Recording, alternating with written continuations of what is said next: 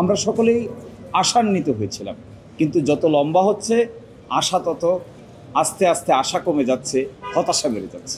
এটা আমাদের সকলেরই বাড়ছে। একটা প্রোগ্রেস রিপোর্ট জমা দিয়েছে, রেজিস্ট্রারের কাছে জমা দিয়েছে। প্রোগ্রেস রিপোর্টটা এখনও আমরা দেখতে পারি নাই। রেজিস্ট্রারের মাধ্যমে প্রোগ্রেস রিপোর্টটা মানে অ্যাটর্নি জেনারেলের অফিসে আসবে। এটা সংক্ষিপ্ত একটা প্রোগ্রেস রিপোর্ট। তো আমি আগামীকালকে চেষ্টা করব প্রোগ্রেস রিপোর্টটা দেখার।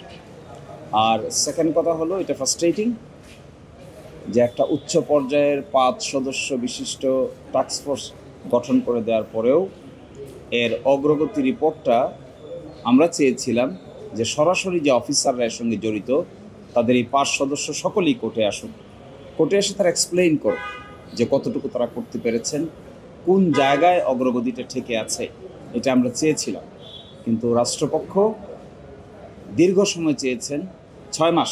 আমরা প্রথম বলেছিলাম 1 মাস, সেখান থেকে আমরা 3 মাসে গিয়েছিলাম।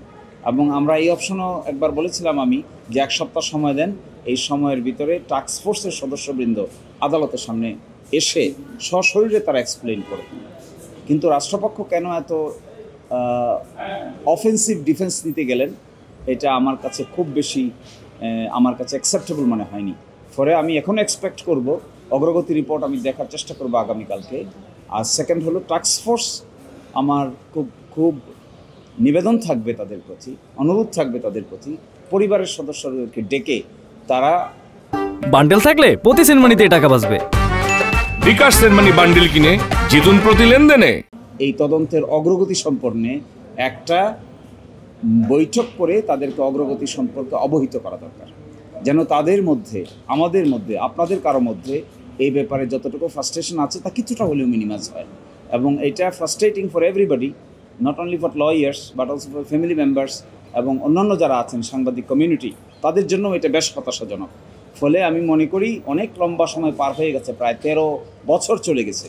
এখন আমাদের উচিত হবে তদন্তকারী টাস্কফোর্স যেন পরিবারের সদস্যদেরকে ডেকে ইমিডিয়েটলি বসেন, তাদেরকে ইনফর্ম করেন যে কোন লাইনে জিনিসটা অগ্রসর হচ্ছে, কতটুকু অগ্রসর হচ্ছে, তাতে হয়তো কিছুটা আশার সঞ্চার হতে পারে। এই বিলম্বিত তো আর এখন হচ্ছে না, বিলম্বিত তো আরও আগেই হয়েছে। এবং আপনারা দেখবেন যে এই ঘটনাটি তদন্তের জন্য র্যাবের কাছে পাঠানো হয়েছিল, হাইকোর্টের একটি নির্দেশনা। অথচ র্যাব কিন্তু কোনো তদন্তকারী সংস্থা না, তারা কোনো কিছু বের করতে পারে নাই। আর সকলেই জানেন এখানে একটা ভিন্ন ধরনের ইনফ্লুয়েন্স ওয়ার্ক করেছে, ফলশ্রুতিতে এটা শুধু ডিলে হয়েছে। এখন এই জন্যই তো নতুন সরকার আসার পরে খুব অ্যাক্টিভ উদ্যোগ গ্রহণ করা হয়েছিল এবং হাইকোর্টের যে ভূমিকা ছিল সেটা ছিল খুবই প্রশংসনীয়। 5 সদস্য বিশিষ্ট টাস্কফোর্স গঠন করে দেওয়া হয়েছিল। আমরা সকলেই আশান্বিত হয়েছিলাম, কিন্তু যত লম্বা হচ্ছে আশা তত আস্তে আস্তে আশা কমে যাচ্ছে, হতাশা বেড়ে যাচ্ছে।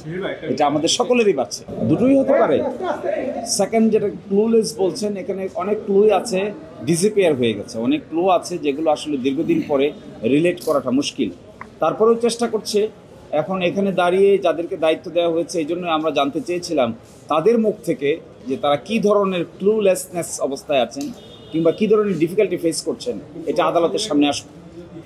আমি মনে করি প্রভাবশালী হোক আর ক্লুলেসনেস যাই হোক না কেন, সব কিছুই আদালতের সামনে এসে এক্সপ্লেইন করা উচিত।